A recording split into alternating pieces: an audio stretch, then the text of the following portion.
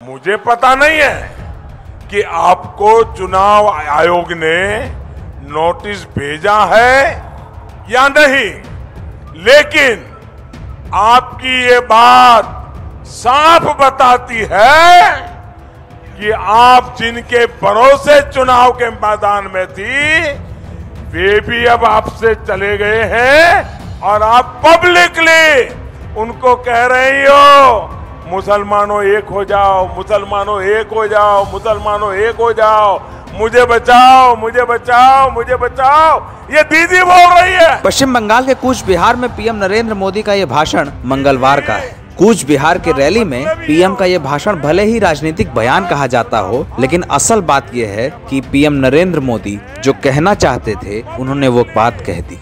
PM के बयान से पहले बीजेपी के चाणक्य और देश के गृह मंत्री अमित शाह भी लगातार ममता बनर्जी पर निशाना साध रहे थे। उन्होंने ये दावा कर दिया है कि बंगाल में इस बार ममता बनर्जी का किला ध्वस्त होने वाला है। अमित शाह ये दावा कर चुके हैं कि बंगाल में बीजेपी 200 से अधिक सीटों पर जीतने जा रही है और भाजपा की सरकार बंगाल में नया परिवर्तन और सोनार बांग्ला का सपना सच करने जा रही है।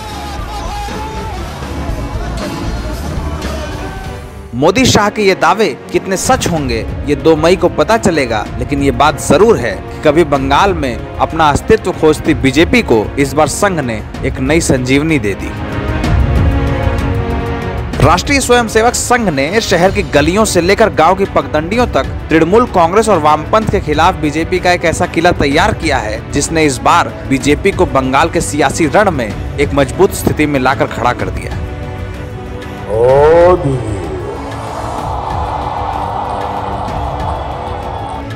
संघ की तालीम का असर ही था कि बंगाल में बीजेपी का संगठन मजबूत होने लगा और इसकी पृष्ठभूमि में दिलीप घोष जैसे ऐसे दृढ़ स्तंभ खड़े हो गए जिनकी तारीफ खुद पीएम नरेंद्र मोदी ने सार्वजनिक सभा में की। मुझे गर्व है मेरी पार्टी के पास दिलीप घोष जैसे अध्यक्ष है। आज पार्टी को जिताने के लिए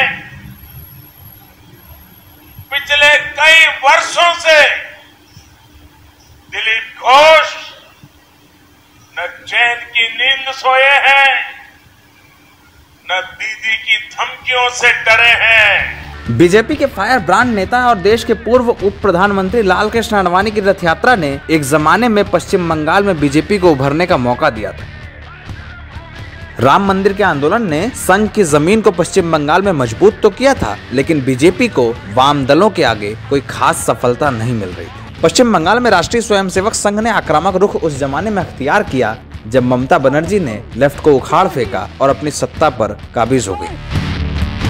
वैचारिक और सैद्धांतिक दुश्मनों के सफाई के बाद साल 2014 में जब नरेंद्र मोदी की सत्ता केंद्र में आई तो बीजेपी ने ये कहा कि अब बंगाल का किला उनका होने वाला है। उस जमाने में हिंदू जागरण मंच के प्रचारक से बीजेपी के अध्यक्ष बने दिलीप घोष ने टीएमसी को उसी की भाषा में जवाब देने की रणनीति बनाई और उसी रणनीति पर बीजेपी का पूरा संगठन बंगाल में काम करने लगा। दिलीप घोष की रणनीति का ये हिस्सा था कि उन्होंने एक जमाने में ये भी कहा था कि गर्दन के बदले गर्दन तोड़ दी जाएगी।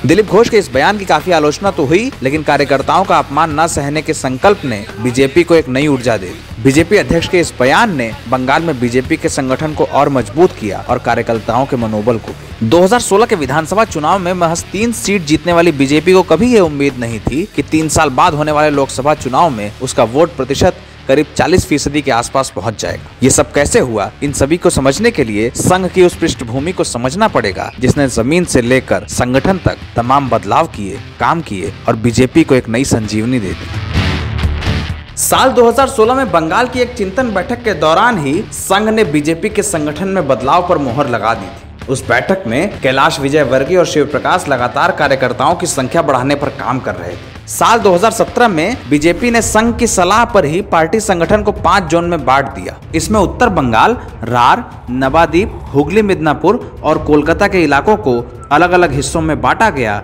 और सभी हिस्सों में काम की शुरुआत करा दी गई। राज्य कार्यकारिणी के सदस्यों को जोनल कमेटी में भेजा गया, फिर जिला कमेटियों पर ध्यान दिया गया। बंगाल में 38 जिला कमेटियां बनाई गई। बंगाल में जब बीजेपी के नेताओं की कमी होने लगी तो संघ और एबीवीपी ने खुद इसका जिम्मा संभाला और उसके बाद अपने संगठन से बीजेपी में नेताओं को भेजने की शुरुआत की। उस जमाने में कैलाश विजयवर्गीय और शिव प्रकाश जैसे नेताओं ने पूरे प्रदेश का दौरा शुरू किया। लक्ष्य था कि हर शक्ति केंद्र से संपर्क स्थापित किया जाए और जमीनी स्तर पर बीजेपी का संगठन मजबूत किया जाए। इस पूरे प्लान के पीछे संघ की ये स्ट्रैटेजी थी कि अगर शक्ति केंद्र मजबूत होंगे तो पन्ना प्रमुखों की पहचान आसान हो जाएगी और जमीन के स्तर पर अपना बूथ मजबूत किया जा सके। जमीन के स्तर पर संगठन को मजबूत करने में बीजेपी के सामने कई बार कार्यकर्ताओं की कमी भी आई। जब बीजेपी का आंकड़ा कम पड़ा तो संघ ने इसमें महत्वपूर्ण भूमिका अदा की और अपने ही लोगों को बीजेपी का कार्यकर्ता बनाकर संगठन को मजबूत करने का काम शुरू कराया। 2016 के विधानसभा चुनाव तक बीजेपी की स्टेट यूनिट में सिर्फ 3 प्रचारक थे। इनमें दिलीप घोष, संगठन महामंत्री अमलेंदु चट्टोपाध्याय और सह संगठन महामंत्री सुब्रत चट्टोपाध्याय शामिल थे, जिनके ऊपर पूरे संगठन की जिम्मेदारी थी।